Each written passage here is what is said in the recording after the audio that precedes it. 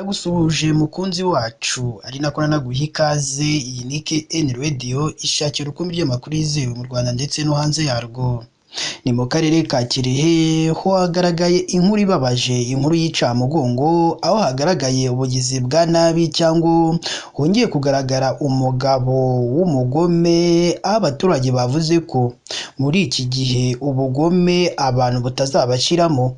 Naho umugabo yasanzwe arimo aranigagura akana k'imyaka 8, abaraho bakuka umutima bitewe n'ubugome uyu mugabo yari arimo arakorera ako kana k'imyaka 8. Uraza kumenya ese uyu mugabo kubera iki yari arimo araniga uwo mwana, ese yashakaga iki, ese bari bapfuye iki, byabereye hehe, ese ubuyobozi bwo bwaba bwatangaje iki bwo muri aka karere, inzego z'umutekano zo zaba zatangaje iki nyuma yo kubona buno bugizi bwa nabi uyu mugabo yari arimo arakorera uyu mwana w'imyaka 8. Ibyo byose rero nibyo bikubiye mu makuru tugiye kubagezaho uyu munsi. Icyo natwe tugusaba ni ukujya munsi y'inkuru yacu urabona ijambo subscribe cyangwa sabone, utukandaho n'akazugira kaza nako gakandeho, icyo gihe uzaba ushimangiye yuko ugiye kujya uba uwa mbere mu kubona amakuru ya KN Radio tugenda tubagezaho umunsi ku munsi. Reka twitse gato turaza tubabwira kuri iyo nkuru ikomeje gutera agahinda abatuye muri aka karere ka Kirehe nyuma yo kubona uyu mugabo ufite ubugome bukabije ubwo yafatwaga arimo aranigagura akana k'imyaka 8 y'amavuko. Tubibutse ko iyi ari KN Radio.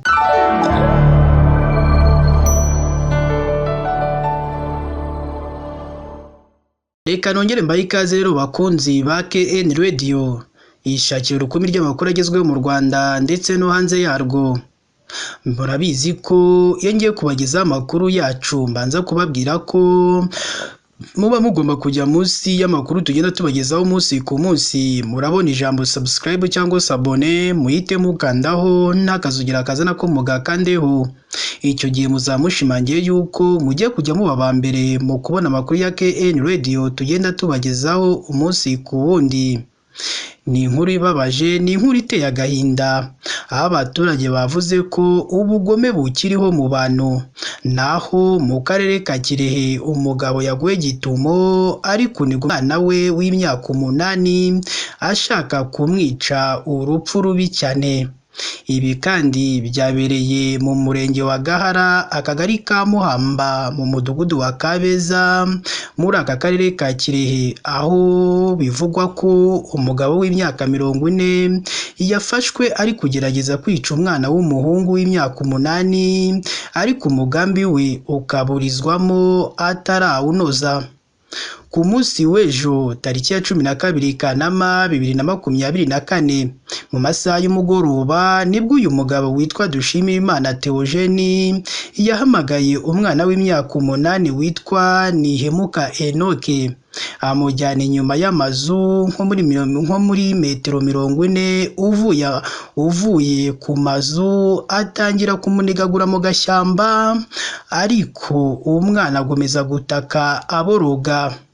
Uyu mugabo yarambitse hasi uyu mwana, atangira kumushyiraho itaka ryinshi mu kanwa, mu mazuru ndetse no mu matwi, akomeza no kumushinja amakosa menshi, ari nako arimo aramunigana, ari nako ari kumuniga ashaka ko umwuka we uhera ubundi akahita hasiga ubuzima.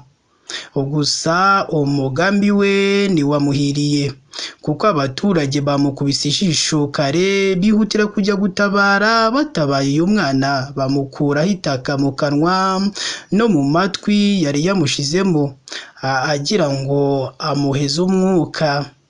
Ubwo uyu mugabo yafatwaga n'aba baturage ntabwo yigeze avuga impamvu yashaka kwica uwo mwana w'umuhungu, ndetse yabanje kwanga no guhaguruka ngo ajyanwe mu nzego z'umutekano, ariko ahise yitabazwa polisi yo muri ako gace.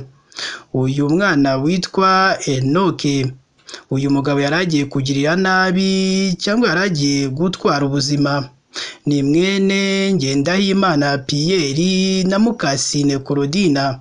Nyuma yo gukizwa uwo mugizi wa nabi, uwo mwana yahise ajyanwa kwa muganga igitaraganya, naho uwo mugabo washakaga kwica uyu mwana w'imyaka 8 yahise ajyanwa kuri RIB sitasiyo ya Gahara kugira ngo bajye kumukorera dosiye ishyikirirwe ubushinjacyaha kugira ngo atangire kuburana kuri icyo cyaha yafashwe arimo arakora.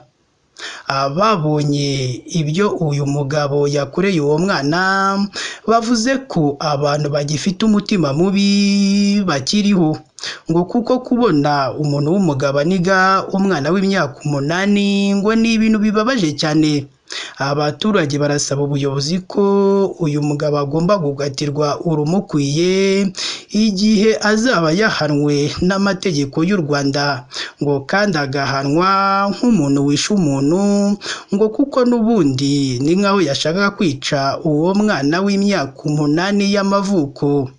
Ni kenshi cyane mu bice bigiye bitandukanye hagenda humvikana inkuru z'ubugizi bwa nabi, kandi ubuyobozi buhora bugira inama abantu kubana mu mahoro, kandi buhora busaba abafite ibibazo ko bagomba kugana ubuyobozi bubegereye bukabagira inama kugira ngo ibibazo bafitanye birangire bongere basubire mu buzima busanzwe.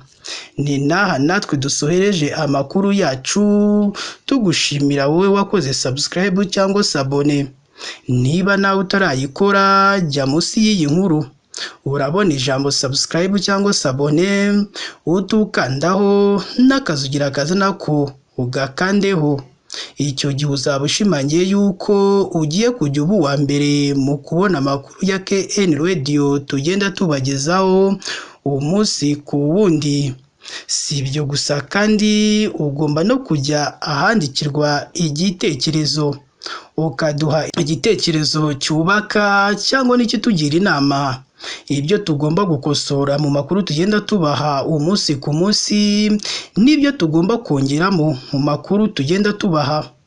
Si ibyo gusa kandi mu gihe urangije kumva inkuru yacu uba ugomba no kuyisangiza n'abandi batayumvise kugira ngo bamenye aho ibyiza biri, kugira ngo nawe azarangire mugenzi we, kugira ngo natwe noneho tujye tubaha amakuru meza kandi yizewe hano kuri KN Radio. Reka dukomeze kubifurize kugira umunsi mwiza, kandi Imana yo mu ijuru ijye ikomeza ibaturindire umunsi ku wundi.